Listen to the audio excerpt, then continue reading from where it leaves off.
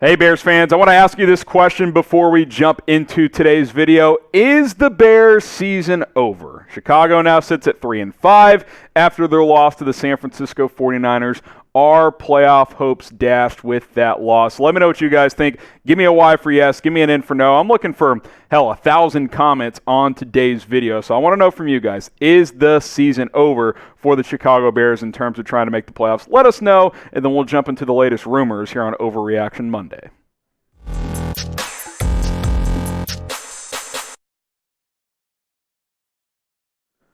Today's episode of Chicago Bears Now is presented by Magic Spoon. If you want cereal that is delicious and also healthy, all packed into one bowl of cereal, well, Magic Spoon is the place for you. Get $5 off at that link on screen, magicspoon.com/bears. We'll also have a link in the comments and in the description. That way you guys can just click and shop and go try out some of their different flavors today.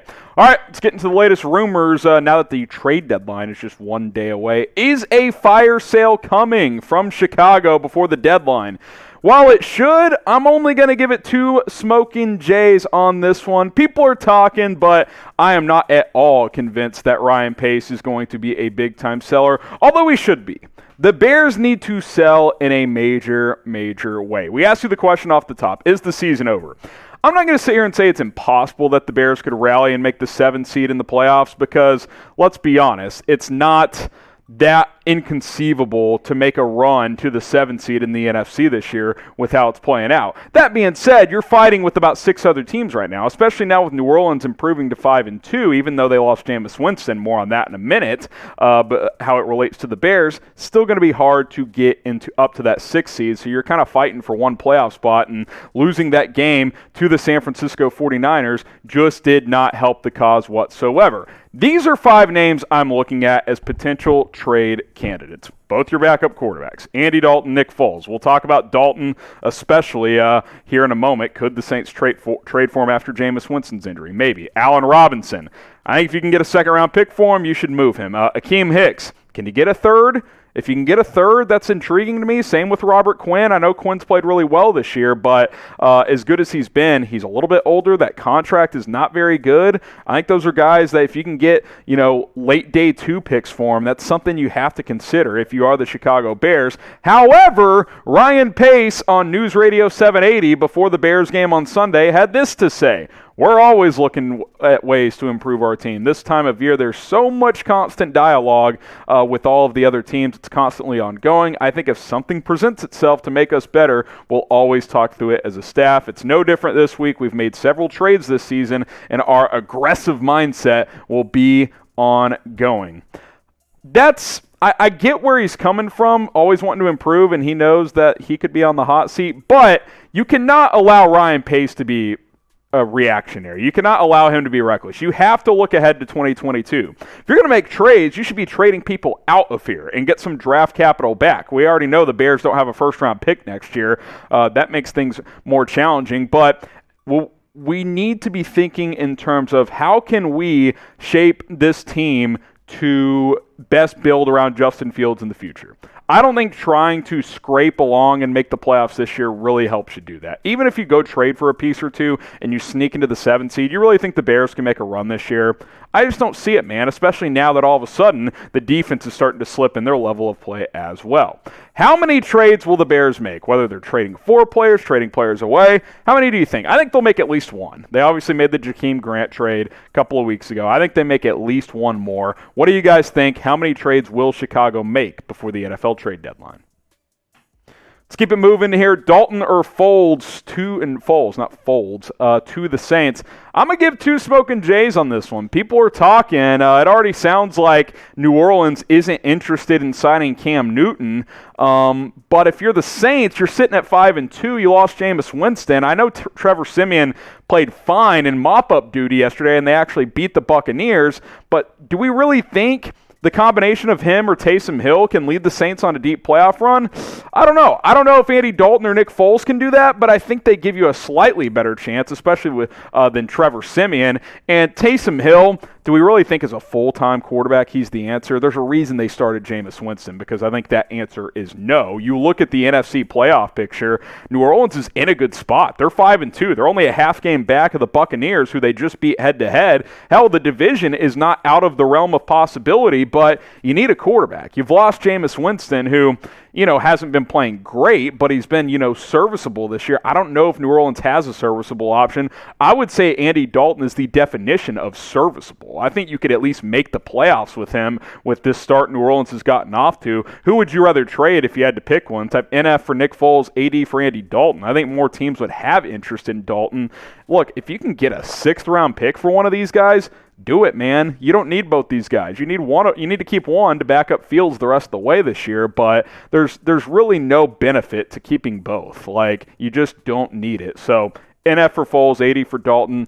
I could see one of these guys getting traded over the next 20 hours. Show some love. Subscribe to the channel. If the Bears make a trade, we will break it down. So subscribe. YouTube.com/BearsNow. Videos every single day. Not quite sure the plan for Tuesday. We normally go live at 4 Eastern. I don't think that'll be the plan, because that's right when the trade deadline happens, so it doesn't make sense to build a whole show, go live, and then everything changes based on a trade. So we'll probably wait for news to happen. If news happens, we'll either go live or make a video. We'll have some sort of plan, but it all just depends. All I know is if you subscribe and turn on notifications, you'll be notified when we're going live or when we publish a video. So I encourage you guys to do that. It's 100% free. Go ahead and hit that big red button.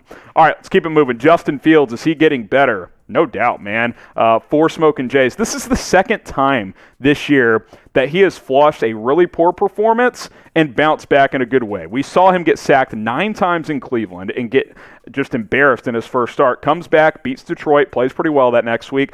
This time he has 5 turnovers against the Tampa Bay Buccaneers. What does he do? He comes back, and I think he puts together his most impressive game of the year against San Francisco, albeit they are a little bit banged up. I thought he looked really comfortable, 19 of 27, 175 yards, 2 total touchdowns, including an incredible sidearm flick to Jesse James, and maybe the most ridiculous touchdown run of the season on 4th and 1, where it was a bootleg to the right. 49ers blew it up. He sheds Eric Armstead, reverses Field for a touchdown. That play was unbelievable. Fields played great against San Francisco. I think there's real growth here. He continues to get better.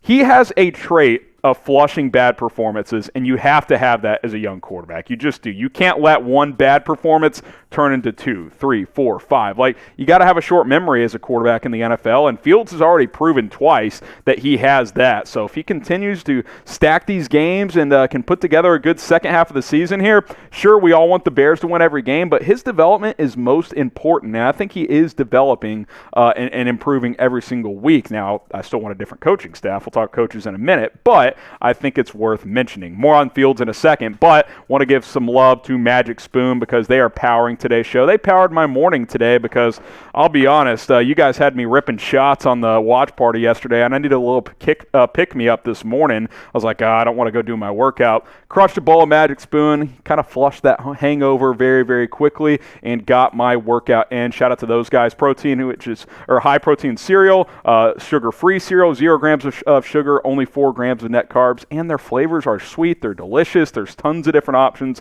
at your disposal. Get $5 off Magic Spoon cereal at magicspoon.com/bears. Go check those guys out. They have tons of different flavors available.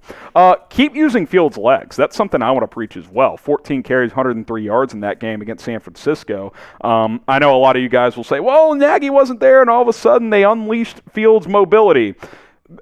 Maybe. I mean, the Laser's been calling the plays for a while now, but I do think they let him, play a little more loose than he has so far this season. So that was nice to see. That needs to continue. Let the mobility show off and let him take chances downfield. He airmailed a couple of deep crossers, but I thought overall he threw the ball well as well. It's a nice performance. It really was. Obviously, we all wanted the dub, but I think there were some real promising signs there. What do you guys think? Is Fields improving? Type 1 for yes, type 2 for no. I definitely think he is, so I'm going to type my 1 for yes, but you guys can weigh in down in the comments. Is JF1 improving?